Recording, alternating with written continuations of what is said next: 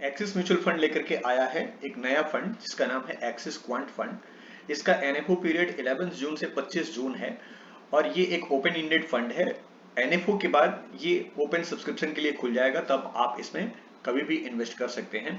आज के इस वीडियो में हम जानेंगे कि क्वांट फंड क्या है और क्वांट फंड कैसे अलग है बाकी के इंडस्ट्री में जितने भी नए फंड है, जितने भी फंड्स है उससे, और क्वांट फंड में इन्वेस्ट करने से आपको किस तरह के रिटर्न बन सकते हैं, क्वांट फंड में किस तरह का मॉडल यूज किया जाता है और इसके फिल्ट्रेशन की क्राइटेरिया क्या है, इसके फंड मैनेजर कौन है, किस तरह से इस फंड को मैनेज किया जा सकता है, आज के इस वीडियो में हम जानेंगे। तो चलिए शुरू करते हैं ये वीडियो। मेरा नाम है विनोद चौधरी और मैं फाउंडर हूं इन्वेस्टमेंट जंक्शन का। क्वांट मॉडल जितना नया आपके लिए है उतना ही नया मेरे लिए भी है, क्योंकि ये एक नया कंसेप्ट है जो अभी अभी इंडस्ट्री में आया है। क्वांट फंड क्वांटिटेटिव मेजर्स पे आधारित है, क्वांटिटेटिव अप्रोच पे आधारित है और इसमें कुछ रूल बेस्ड इन्वेस्टमेंट किया जाता है। इसको अच्छी तरह से समझने के लिए मैं आपको एग्जाम्पल देकर के समझाऊं तो ज्यादा अच्छी तरह से आप समझ पाएंगे। एग्जाम्पल एविएशन इंडस्ट्री का हम लेते हैं। एविएशन इंडस्ट्री में क्या होता है कि जो पायलट्स होते हैं वो किसी भी एविएशन कंपनी के सबसे महत्वपूर्ण एम्प्लॉय होते हैं। उनकी भूमिका सबसे ज्यादा अहम होती है फ्लाइट्स के ऑपरेशंस में। और ये भी बात सही है कि ज्यादातर एयर क्रैश या एयर एक्सीडेंट ह्यूमन एरर की वजह से ही होते हैं। तो फ्लाइट्स के ऑपरेशन में ह्यूमन एरर को कम करने के लिए ऑटोमेशन का इस्तेमाल किया जाता है। इसीलिए फ्लाइट्स का टेक ऑफ और लैंडिंग की जिम्मेदारी तो पायलट्स पे होती है, लेकिन फ्लाइट जैसे ही एयर में होती है, हवा में होती है, तो उसके बाद से वो कंट्रोल पूरा ऑटो पायलट को दे दिया जाता है। तो जिस प्रकार से हवाई यात्रा को सुखद और सुरक्षित बनाने के लिए ऑटोमेशन का इस्तेमाल किया जाता है, उसी तरह से फिनेंशियल मार्केट में रिस्क को बेटर तरीके से मैनेज करने के लिए और रिटर्न को डिलीवर करने के लिए यहां पर भी ऑटोमेशन का इस्तेमाल किया जा रहा है। ये आप एक इमेज देख सकते हैं जहां पर कि एक ह्यूमन ब्रेन का इमेज है। इसका हाफ ऑफ द पोर्शन आपको एक चिप की तरह दिख रहा है और दूसरे पोर्शन में नॉर्मल ह्यूमन ब्रेन दिख रहा है। इससे ये समझ में आ रहा है कि ये फंड हाफ जो है वो ऑटोमेशन पे आधारित है और हाफ ह्यूमन इंटरवेंशन पर आधारित है। इसमें कोशिश किया जा रहा है कि ह्यूमन इंटरवेंशन को कम किया जा सके। अच्छा, इससे पहले मैं एक्सिस के इस क्वांट फंड के विषय में डिटेल्स में बताऊं, मैं आपसे रिक्वेस्ट करूंगा कि इस वीडियो के डिस्क्रिप्शन लिंक में भी एक लिंक दिया हुआ है और वीडियो में आपको लिंक दिख रहा है कि एक डीएसपी का इसी तरह का क्वांट फंड है। उस वीडियो को भी आप देख लीजिएगा तो आपको समझ में आएगा कि डीएसपी का क्वांट फंड और एक्सिस का क्वांट फंड एक दूसरे से किस तरह से अलग है। तो यहाँ पे हम ये देख रहे हैं कि हम लोग एक ऐसे एरा में हैं, ऐसे युग में हैं जहां पर कि डेटा का एक्सप्लोजन हो रखा है। चारों तरफ से बहुत सारे डेटा आ रहे हैं और उस डेटा को फिल्टर करना होता है। और अभी डेटा को डीप डाइव करना बहुत आसान हो चुका है। बहुत सारे हिस्टोरिकल डेटा अभी हमारे पास अवेलेबल है जिसके बेसिस पर हमें कंपनी के फंडामेंटल्स को स्टडी करने में सुविधा हो रहा है। तो ये जो फंड है क्वांट फंड, इसमें डीप लेवल पर डेटा को एनालिसिस करने के बाद फंडामेंटल्स को, एक एक कंपनी के फंडामेंटल्स को बहुत अच्छी तरह से स्टडी किया जाएगा। उसके बाद कंपनीज का सिलेक्शन किया जाएगा। तो ये देखते हैं कि आइए चलते हैं, आपको दिखाते हैं कि किस तरह से कंपनीज को सेलेक्ट किया जाएगा और उसके बाद से रूल बेस्ड क्राइटेरिया रखा जाएगा। तो ये फंड जो है fundamental study plus certain rules parameters, उसको लेकर के क्वांट फंड बनता है। तो सबसे पहले हम ये जानते हैं कि फंडामेंटल्स को कैसे देखा जाता है। अगर हम फंडामेंटल की बात करें तो इसमें 3 पैरामीटर आते हैं फंडामेंटल के मेनली। एक पैरामीटर है क्वालिटी का, दूसरा है ग्रोथ का और तीसरा है वैल्यूएशन का। ये जो आप 3 सर्कल देख रहे हैं, इन 3 सर्कल के इंटरसेक्शन से एक ट्रायंगल निकल रहा है। तो हमें इस पोर्टफोलियो को बनाने के लिए ये 3 सर्कल के इंटरसेक्शन से जो ट्रायंगल निकल रहा है उसके बेसिस पर हमें पोर्टफोलियो कंस्ट्रक्शन करना होगा इस क्वांट फंड में। जो क्वालिटी का पैरामीटर है वो इस तरह से होता है कि किसी भी कंपनी का अगर हम क्वालिटी चेक करना चाहते हैं तो पहले ये देखा जाता है कि उस कंपनी का रिटर्न ऑन इक्विटी क्या है, रिटर्न ऑन कैपिटल एम्प्लॉयड क्या है और उसका डेट टू इक्विटी रेशियो क्या है।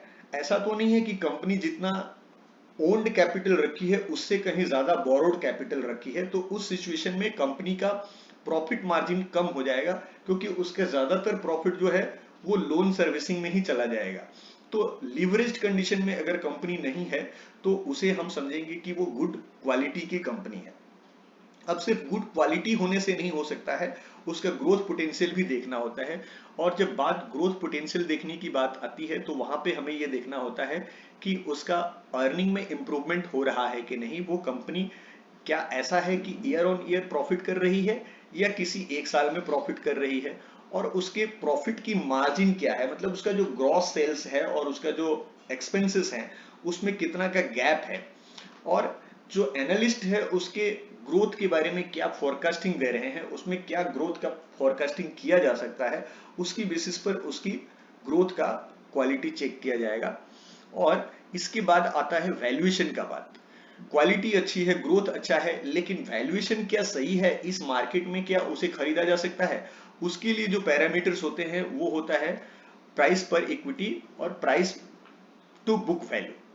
और इसके अलावा हम ऐसे भी देख सकते हैं कि क्या वो कंपनी डिविडेंड दे रही है। अगर वो डिविडेंड दे रही है, इससे ये साबित हो रहा है कि कंपनी कैश रिच भी है और प्रॉफिटेबल भी है। तो इस बेसिस पर उसका वैल्यूएशन तय किया जाता है, और वैल्यूएशन अगर सही आता है तो ये तीनों क्राइटेरिया के बेसिस पर जो उसका स्कोरिंग बनता है उसके बेसिस पर उसको सेलेक्ट किया जाता है। आइए इसे हम टेबुलर फॉर्मेट में समझते हैं। यहाँ पे आप देख सकते हैं कि कॉलम वन में ए बी सी स्टॉक्स दिया गया है और सेक्टर दिया गया है, उसके बाद से क्वालिटी, ग्रोथ और वैल्यूएशन का स्कोरिंग दिया गया है। आप देख सकते हैं कि स्टॉक ए इंडस्ट्रियल है और स्टॉक बी फिनेंशियल है। इन दोनों का क्वालिटी, ग्रोथ और वैल्यूएशन का जो स्कोरिंग बनता है उसके बेसिस पर उनका जो एग्रीगेट स्कोर बनता है, दैट इज कंपोजिट स्कोर, वो स्टॉक ए का 6.8 है और स्टॉक बी का 4.94 है। ये स्कोरिंग के बेसिस पर तो हम ये देख लिए कि कौन सी कंपनी हाई स्कोर कर रही है, उसके बेसिस पर उनका सिलेक्शन होगा।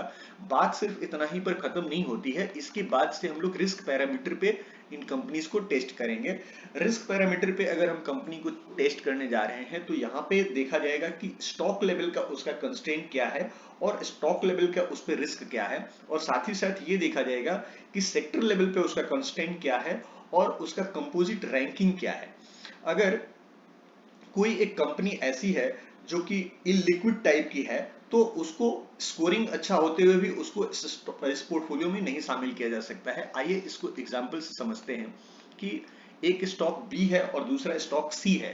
दोनों एक ही सेक्टर की कंपनी है, फाइनेंशियल सेक्टर की, और इनका कंपोजिट स्कोर आप देख सकते हैं कि बी का कंपोजिट स्कोर हाई है और सी का कंपोजिट स्कोर कम है।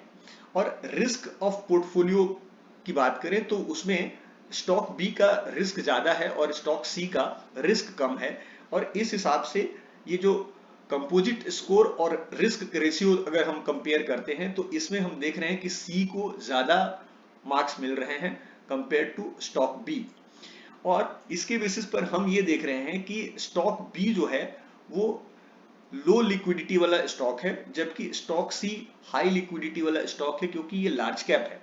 तो अब यहाँ पे ये फाइनल स्कोरिंग बैठता है, फाइनल इसका सिलेक्शन क्राइटेरिया मैच कर रहा है कि हम यहाँ से स्टॉक सी को लेंगे क्योंकि ये सारा पैरामीटर्स पे सही बैठ रहा है। तो ये पूरे प्रेजेंटेशन से आप ये समझ पाए होंगे कि किस तरह से इसमें फिल्टरेशन का रूल्स सेट किया गया है, और सिर्फ इसमें फिल्टरेशन के रूल्स ही नहीं सेट किए जाएंगे, इसमें ये रूल्स भी सेट किया जाएगा जैसे कि आप ये देख सकते हैं कि पोर्टफोलियो को कितने दिनों के अंतराल पे रिव्यू करना है, और अगर पोर्टफोलियो में कोई एडहॉक चेंज या रिबैलेंसिंग करना है तो ऐसा क्या कोई एक्सेप्शनल सिचुएशन है या एडवर्स न्यूज आ रहा है किसी स्टॉक्स को लेकर के, तो वो एडहॉक रिबैलेंसिंग भी किया जा सकेगा। ये सारा कुछ pre designed rules and regulation set किए हुए रहेंगे, उसके हिसाब से इसमें पोर्टफोलियो बनाया जाएगा और उस फंड को मैनेज किया जाएगा।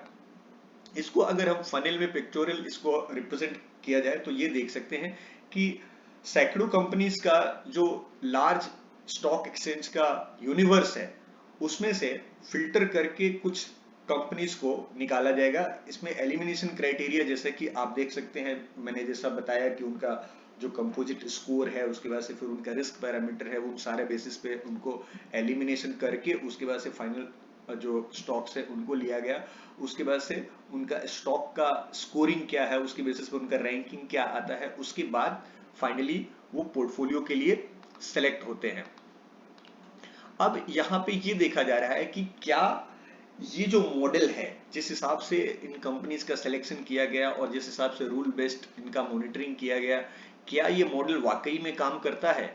तो हम यहाँ पर देख सकते हैं कि 14 साल का डेटा यहाँ पे कैलेंडर ईयर वाइज लिया गया है, 2007 से लेकर के 2020 तक। इसमें ऐसा देखा गया है कि एवरेज आउट परफॉर्मेंस 7.6% का आया है 14 साल में, और 10 साल हमेशा ही मतलब इस मॉडल ने आउट परफॉर्म अपने ज्यादा रिटर्न दिया है आपका जो BSE 200 TRI इसका जो इंडेक्स है उसके तुलना में।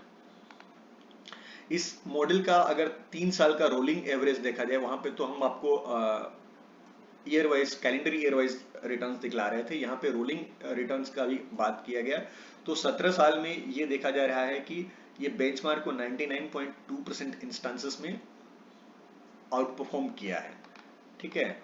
और रिसेंट की अगर हम डाउनवर्ड ट्रेंड को के साथ में इसका कंपेयर करें, जैसे कि जनवरी 2020 में मार्केट ऊपर में था, पीक पे था, और फिर अचानक से मार्च 2020 में हम लोगों ने विटनेस किया कि मार्केट नीचे चला गया।